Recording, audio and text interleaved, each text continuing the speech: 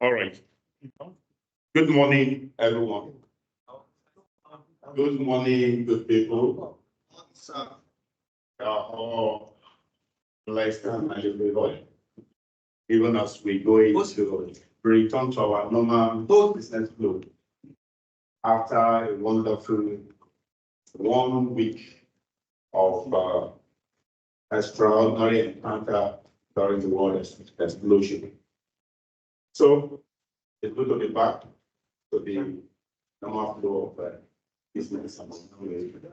So I want to confirm people online. If you can hear me, I need you to speak. Somebody just unmute and say hello or good morning to us, please.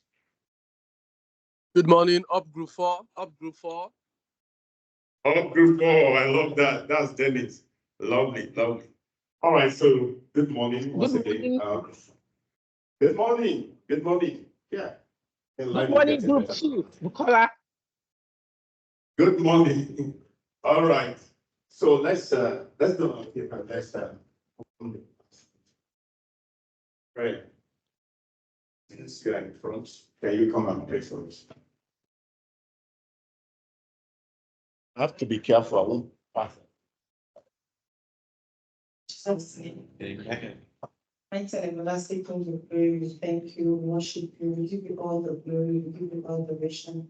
Thank you for yet another beautiful day, a day you made, you rejoice and be glad in it. We thank you for making us to be among the living this day. We do not take this for granted in Jesus' name. Lord, we ask, oh God, that as we go about our daily activities today, we ask, oh God, and may you be with us in the name of Jesus. Go ahead of us and be with us all the way in the name of Jesus. May your name alone be glorified today in our lives and in everything that we do in Jesus' name. In Jesus' name we pray. Amen. Thank you. Please put your hands together. Let's appreciate God for his manifold blessings in our lives. All right, so this morning, please be seated. Now, this idea of always waiting until you are told to sit. Please always sit when I'm not sit. It's not, remember, and it'd be like you are keeping us standing. Respect is not a factor of production. All right, so good morning, everyone. And it's good to be back to this business focused learning session. We started a series about 2 or 3 weeks ago.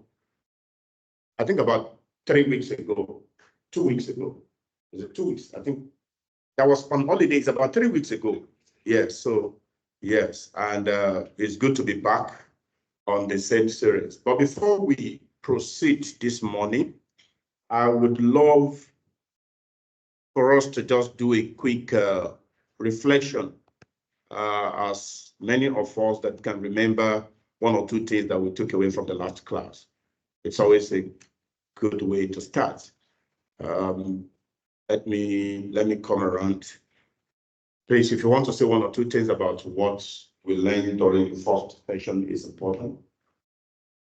Anybody, what did you take away from that first session? Ravioli, good to have you back. They're looking fresh and, they're looking more like a fine boy, not a fine man. Fine man. All right, yes.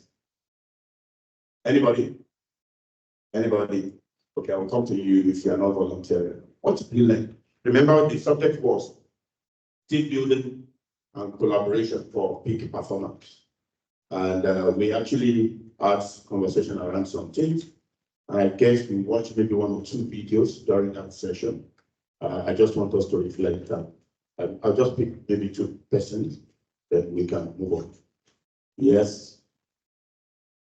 Nancy, why are you not closing your eyes? You don't want me to come to you. All right. Good morning. I think the point for me was the analogy we gave about the players and their fans. For us to really get a picture of what's team Player and their fans. So the difference between the group and the team. Yes. All right. There is that one to gather people, but making them work To together. work together effectively. That's another thing. So that is one of the eye openers I had. session. So I can be able to trace when I'm functioning as a group and when I'm functioning as a team. Super, please help me put your together. I need a lady to volunteer from this part. I will come to you sincerely. I want to lead from this side. Lady. Let's start with you. Why you just look close to that for people? Or you can give it.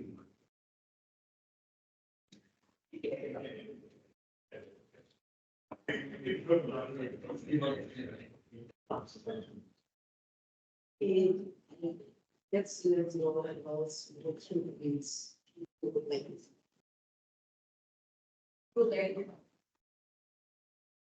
People online, can you hear us, please? Okay, so I learned more about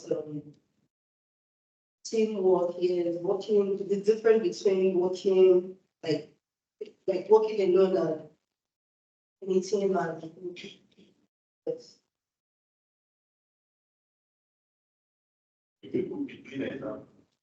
In writing. Please put your hand together for our please for contributing. Anybody online, you want to say anything regarding what we've learned so far? Anybody online? Anyone online? So just to remind us, we actually looked at 2 modules. All right, but I think one of the videos, I'm not sure, did we watch the video of the Mount Everest? Did we? We didn't, okay. And I just introduced us to the Teams in Nature, which is the assignment that we assigned to us, that we should look into it and we'll come back. Everybody will come and present based on the dynamics of the interactions of those animals in their natural habitats, and what are the things that we can learn in terms of team work and team building. All right. So this morning, let me just do a quick before we do the assignment. Let's watch the video on Everest. I think we did. Did I show you the video of Mount Everest? I didn't. You know, sometimes when you watch something several times, you think, why is this not moving? I'm moving here, but I can't see it shift.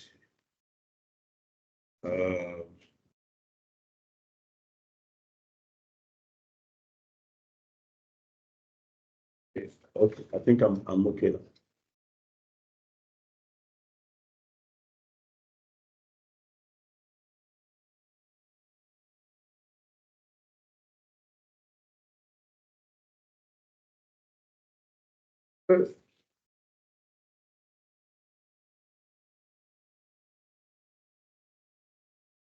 All right, so let's pick some lessons from Everest, the world's highest point.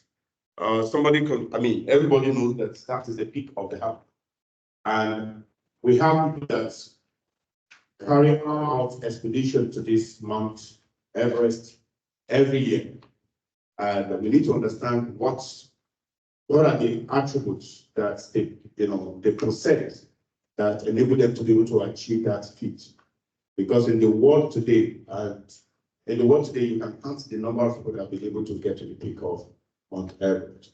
And the reason why we are looking at is that how can we connect team building and collaboration, all right, to drive peak performance. We started the other day by saying that you cannot afford to play small, all right, and you cannot afford, if you really want to achieve anything significant in life, you can't do it alone. You can't. And that is the reason why we need to quickly check this video. I'm going to push forward at some point because of our time, because I would still like for us to present on the assignment that we gave the last time. Okay.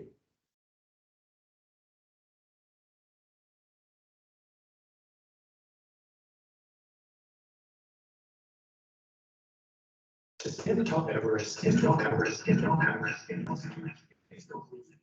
So the highest point is the highest. And perhaps no accomplishment ranks higher. The achievement of achievements, the upper echelon of what's not echelon, and yet Everest is Anybody with a, I'll put it on.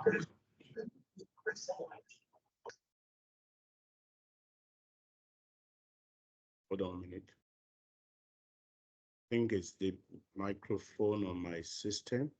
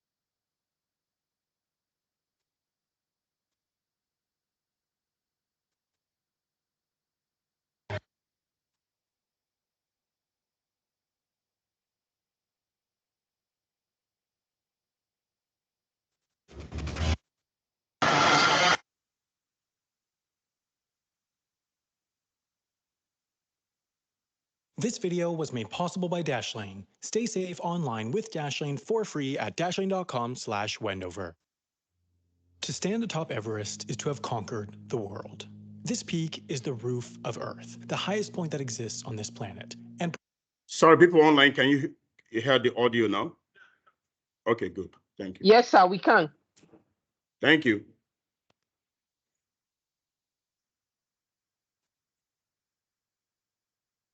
this video was made possible by Dashlane. Stay safe online with Dashlane for free at dashlane.com/Wendover. To stand atop Everest is to have conquered the world. This peak is the roof of Earth, the highest point that exists on this planet, and perhaps no accomplishment ranks higher than climbing Mount Everest. It is considered the achievement of achievements, the upper echelon of what humans can do, and yet Everest is not the hardest mountain in the world to climb. Make no mistake, it is not easy, but even K2, the second highest peak in the world, is fairly universally recognized as more difficult and more dangerous to climb. Far shorter mountains rank more dangerous than Everest. Elsewhere in Nepal, on Annapurna 1, for every 100 people who have reached the summit, 34 have died on its slopes. With only 4 deaths per 100 summiters, Everest, in comparison, could almost be viewed as safe. What makes the difference is that Everest is now a streamlined commercial operation. The majority of those climbing are paying huge amounts to commercial operators who work to give them the best possible chance of reaching the summit. No matter how much you pay, it still takes a huge amount of physical and mental endurance to reach the summit, but for those that have that, Everest has become a logistical problem. What makes the difference between the guides that get all their climbers to the summit with no fatalities and those that don't is how well they plan and strategize. This is, of course, Everest. Reaching an altitude of 29,029 feet, it lays on the border between Nepal and China. While climbers do approach the summit from both sides, the majority choose the Nepalese side. For a few months a year, the Nepalese Everest Base Camp becomes a veritable tent city. You see, in the winter, winds blast Everest constantly, reaching speeds of 100 miles per hour at the peak, but in the summer, during the monsoon season, huge amounts of snow fall, so there's just this narrow window of time between the two periods when it's safe to summit. With remarkable consistency, this window almost always falls between May 15th and 25th. The routes have to be set, the camps have to be set up, and the climbers have to be acclimatized all before May 15th rolls around, so that means that sometime every year in March, the first Sherpas arrive below Everest to set up base camp. Sherpa is not actually a job title, it's an ethnic group. Sherpa people live in the mountains surrounding Everest and, remarkably, have genetic adaptations including larger lung capacity that helps their bodies perform better at higher altitudes. In addition, having been born and raised in the Himalayas, Sherpas have become some of the most skilled mountaineers in the world, and many of the world's climbing records are held by Sherpas. One Sherpa holds the record as having summited Everest 21 times. Sherpas are therefore hired to do the toughest work on Everest. Each commercial expedition will hire their own group of Sherpas to move supplies and guide climbers. So each March, long before the first climbers or Western guides even land in Nepal, the first Sherpas will arrive at base camp to set up tents for their expedition. Each individual climber typically pays somewhere upwards of $40,000 for their Everest expedition, with some companies charging as much as $130,000. Given that, base camp isn't just any old camp. The more expensive companies will have multi-room tents for each climber, dining tents, an on-site doctor, hot showers, power, and even Wi-Fi.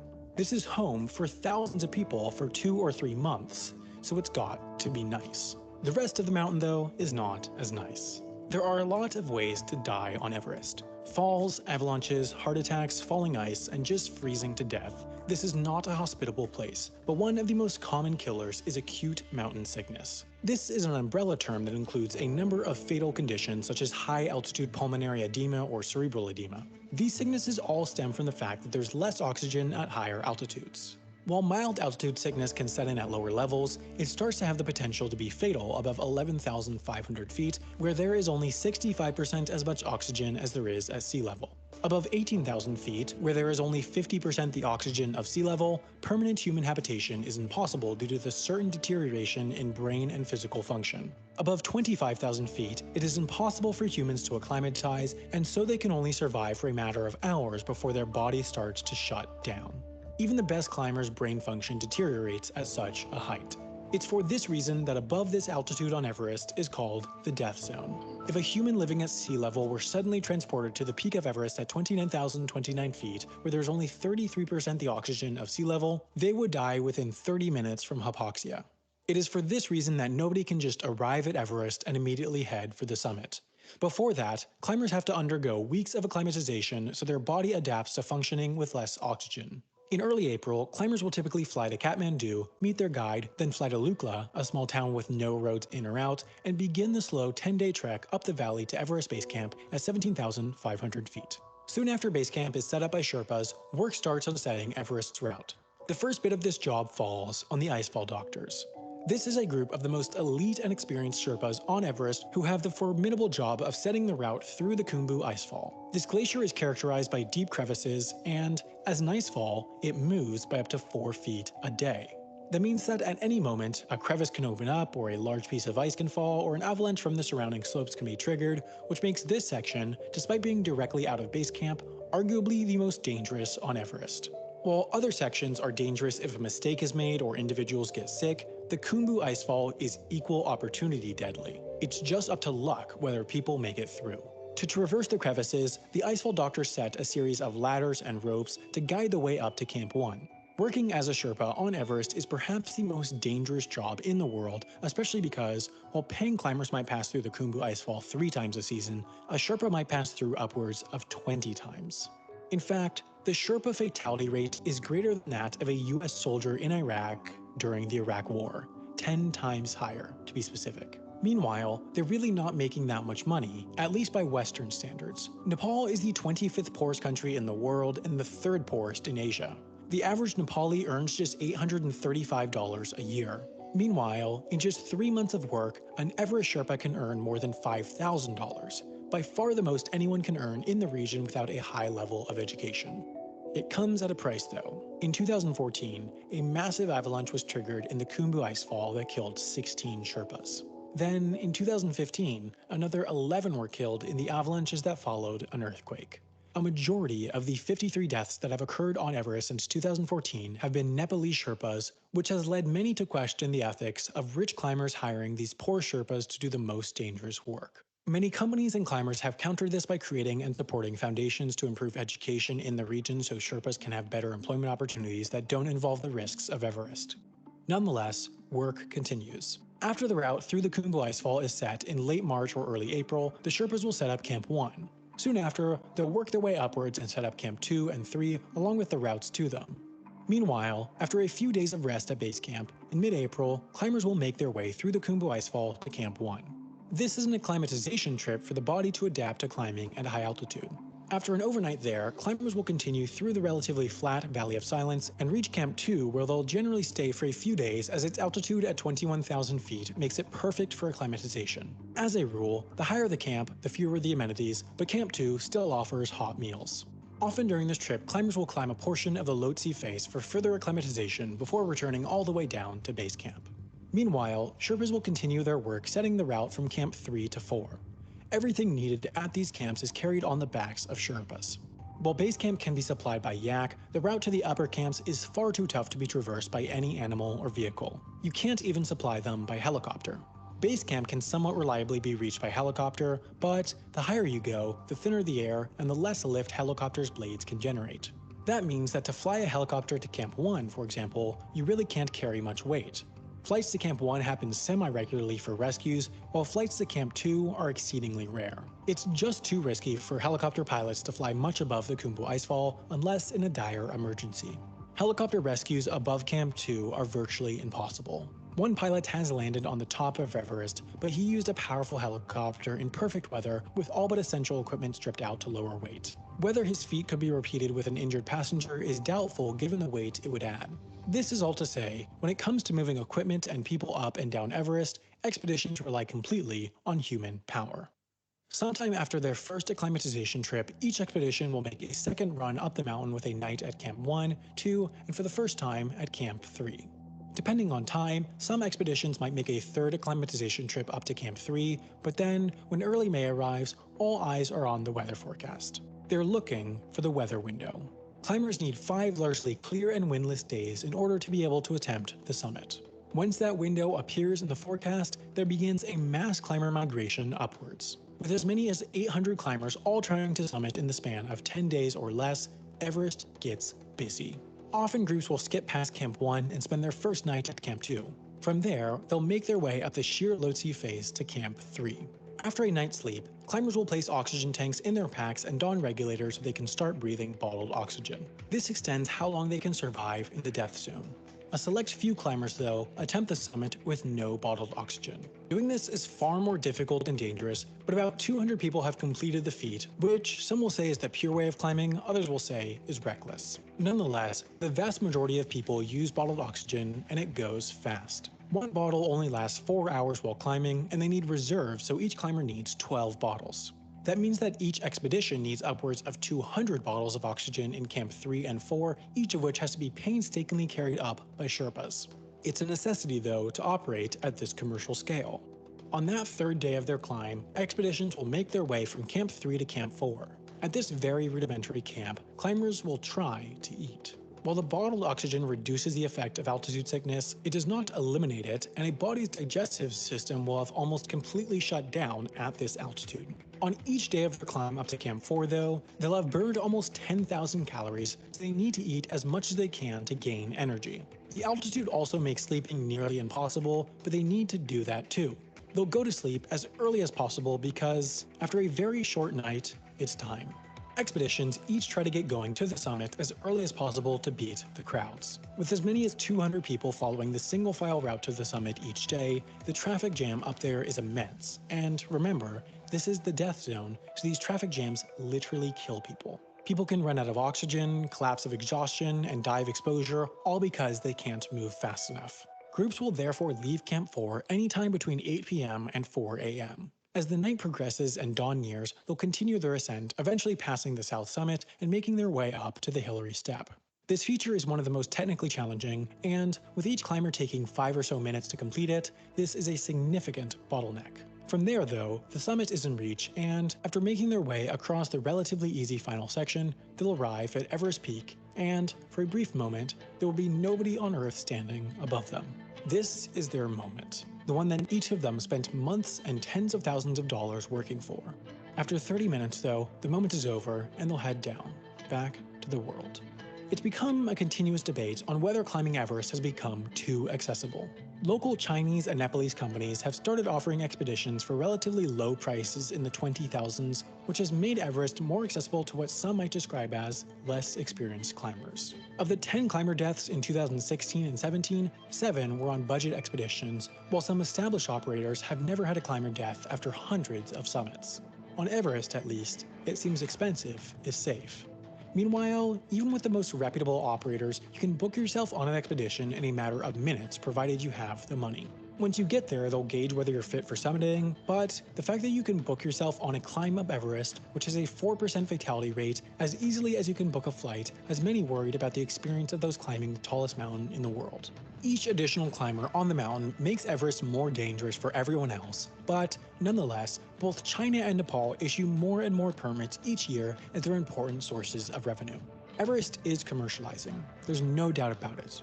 Whether that's good or bad is up to each individual to decide, but with the tallest mountain in the world, paradoxically, making it safer and easier might be making it less safe.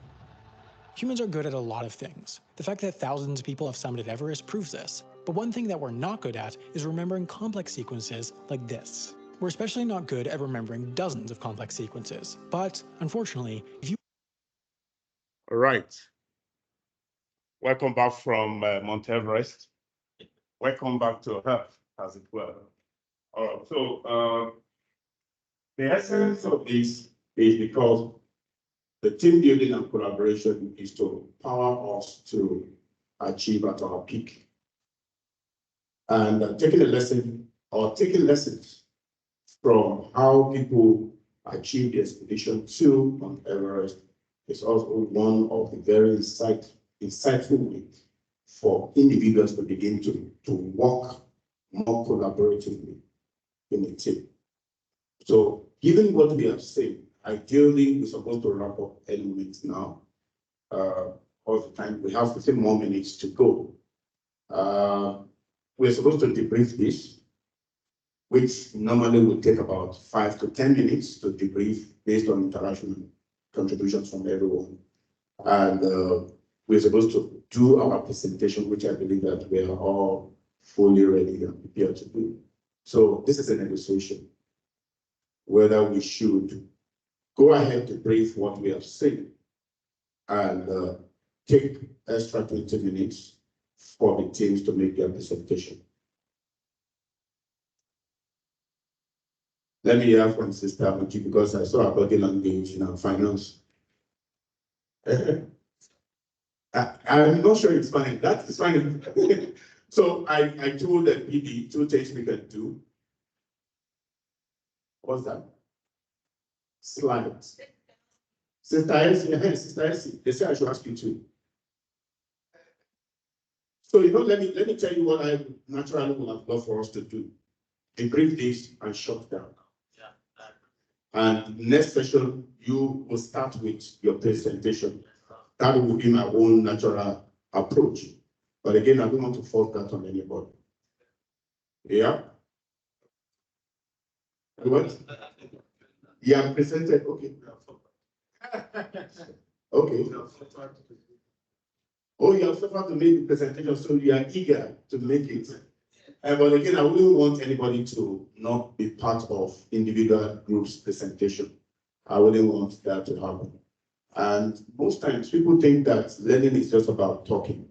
Sometimes you show people things that can help them to reflect and learn subliminally. All right, because we can't open anybody's brain to put things there. All right, and that's why you realize that trainers will not just talk, they're trying to ask you to do stuff, say something, participate in physical activities and all of that. So apologies if it appears that we take a longer time to listen to that. But how did you find that video? Yeah, so I need comments and feedback. So what are the lessons from Mount Everest? So let's spend the next 5-7 minutes to do that, and I can wrap up. Interesting. I mean, it took a whole lot of collaboration from quite a number of people to ensure that people achieve that particular peak. A whole lot of collaboration. If not for them, those many would have died. So there was a team working to ensure that everyone going there will come back safe. That's it. And that's some specific things that we saw in the video. You will play out some characters that we were introduced our video. You will go. Right? I know that you're supposed to pay our salaries today. I'm saying, because you got it. The status is no. Fine, we'll leave on time. We have talked 15 minutes more. One of the things that really struck me is the last lap to the peak. All right. And how someone's life would depend on what the next person was doing right or doing wrong. And looking at teamwork from that angle, we can't afford to say it's all about me. I don't care about the next person, because whatever you are doing can be disastrous. You have expectation of other. Not exactly. Not just to 1 or 2 persons, but to the entire outcome of the team. All right, thank you. Please help me appreciate Okay, all right, thank you. Okay, mine is a different take of time. I was not looking at the teamwork or anything. I was looking at what's my business with the it's too dangerous. So I don't see me doing that. That was being audacious. One of the things that we call audacious are usually very dangerous in ramifications. Audacious acts you can take that are not life-threatening. They spend almost about $40,000. Honestly. In Chinese, that are not making it back $80,000, $30,000. And for those going through the Chinese route, all right, 7 out of 10 died in the process. Because probably Chinese will have compromised a lot of quality control and the safety measure and publicity and claim that will have stopped them. Why should I be audacious? It's something that no, my life, my state, I'm ready to die. But that's a very, very valid point also. And we can begin to even, that's the reason why some of us, we really also don't dare and go after things that are outside of the traditional things that we're used to, or the traditional approach. Definitely, anybody that is afraid to die in court and afraid of failure will never attempt anything extraordinary in life, and that's the truth. They say that the brave may not live forever, but guess what? The timid might not have lived at all. Yeah, and that's why it's important, even as a team, when people are, recommending some things that we consider stupid or dangerous, we need to think twice and ask ourselves that what would be the end goal. These people, they are not after money, they are after meaning, particularly those people that always help them to get there. There's, we have a group of people that are the inhabitants of that environment. They call them the shepherds. All right. I will tell you the implication of shepherds in the workplace, because every workplace will always have shepherds. The shepherds, they are natural. They dwell in that place long enough, longer than people that are just home, and they know the terrain more than people that are just coming. But if they are not passionate enough to support those that are just coming, they will end up not doing what they're supposed to do to get those that are just coming to reach the peak of the mountain. So begin to think about it. Some of you are shepherds in this place, and you have to ask yourself, are you really helping those that are just coming? And helping them to acclimatize fast and to be able to achieve their lofty goals, dreams, and visions that they have, right? Just 2 things. So I said of which level. So when you talk to Manfaraya, see, there's nothing about you want to die. You just go there. And I went to the bus. If that bus, a break miss, or this, they are looking at they're looking there, say, Father, let nothing happen. That was how scary it is. One of the things I got was about breathing. We went on a snowmobile or so, and everybody was supposed to take a direct line. You do not go out of sight from the person in your front. Your speed must be commensurate with his speed, or else, because of the snowstorm, you could not see more than a particular point. And so that need of having the visual contact, we all went to straight line. All right. Nothing. Okay, so one went one straight line. Then I noticed that when we were coming back, I could barely breathe. I didn't know what was happening. The air was thin, and we had struggled to open our mouth.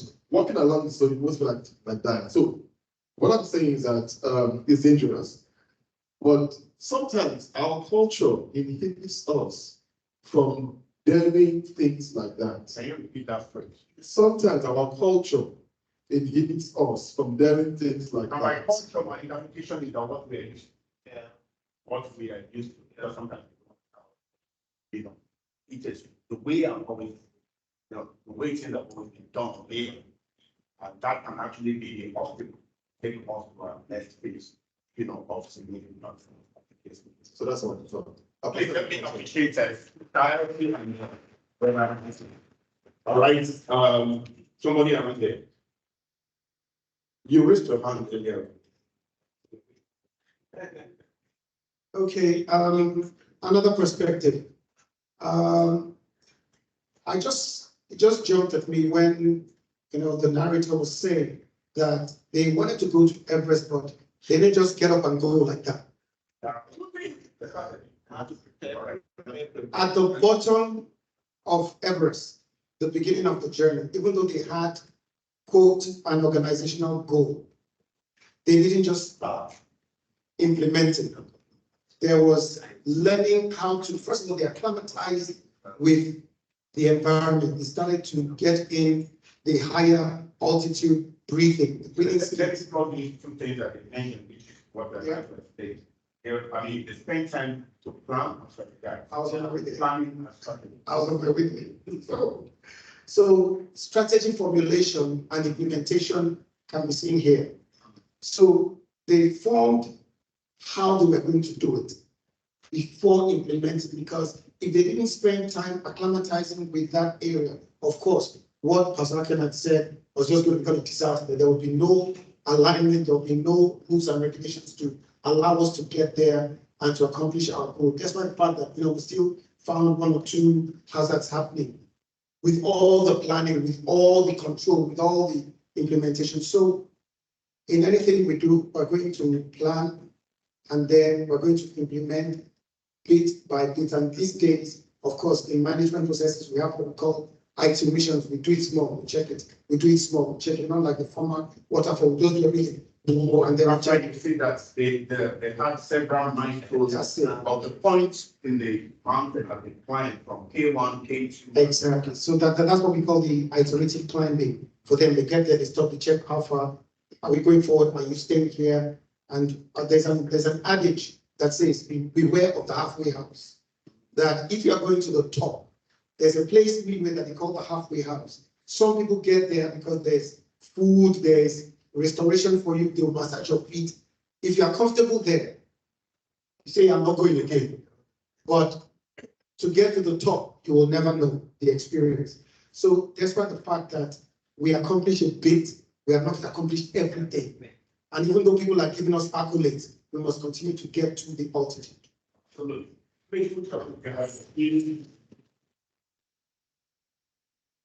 Any other contribution? Okay, one thing that I think we also need to bear in mind is in their preparation, there was a concern for diets. Yes. What they eat. Yeah.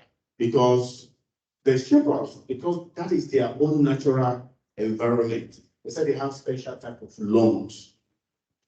It's enlarged and huge. And that comes from being in that environment for that long. We were born there and all of that. And for anybody coming into that place, they needed to change their diet. So, and this speaks to people that are just entering new organizations. You were used to certain diets also before you come. And you need to also ask yourself what kind of diets that you need to begin to live on in order for you to also survive in that new environment. As it's important for the shepherds to create the enabling environment based on their knowledge, all right, and for them to also be willing to accommodate the vision of those that are just coming in, it's equally important for those that are just coming in to pick certain diets that will help them to really stay strong and not die in the process in that environment. So ladies and gentlemen, please let's celebrate that contribution as well. People online, I don't know whether you have any comments, you can drop in the chat room, but in terms of lessons, that everyone who ever reached Mount Everest, the crest of Everest, had help from other people. You can't do it alone. Whatever it is that you want to achieve as an individual within a team, you can't achieve it alone. And of course, solo mountain climbers are often at great risk. That simply means that you can't walk solo. By the time we finish that assignment next week, you're going to see the difference between solo walk, group walk, team walk, and also, there's another type of walk, about 4 types of walk. We have solo walkers, we have team walkers, and we have group walkers, and all of that. So, ladies and gentlemen, he said they face the risk of falling off, the same thing in organization, the risk of snow bites, several challenges in the organization, and of course, the risk of blood pressure issues and complications. And of course, for the shepherds, take note of their responsibility. They are very, very, instrumental to the success of every climber in Mount Everest. So ladies and gentlemen, I think we will end here today. This is exactly 9:30. And by next week, we're going to do things differently. You will start with your presentation. And I sincerely really apologize that we didn't, start with that today. But guess what? The truth is that some of the conversation we are having, they are not 1 hour conversation. That's the reality. But again, because that is the time that we have allotted to it, we will continue to respect it. But I would also advise that don't let us be under any pressure to want to take more than we can, digest in 1 hour. All right. So we are here as long as we're here together. It's a continuous learn, and the culture that we're establishing is what is also very important. Whereby we continue to learn and continue to improve on our individual capabilities and, of course, the environment that we all work in together. So, ladies and gentlemen, I want to say a very big thank you to you at least for being a part of this training this morning. Okay, so that's the end of the session for today, and I would like for you to just help me appreciate your labor. Say thank you for being part of this today. But I hope, and most of you, I hope that we have picked 1 or 2 lessons that will help us as we go back to our offices. Yeah? Busayo, did you learn today? Sleeping halfway? You didn't? Okay. Who else? Where's Messi? Messi's not there. Oh, Messi's there. Okay. All right. So thank you very much, everybody, and have a fantastic day. Thank you.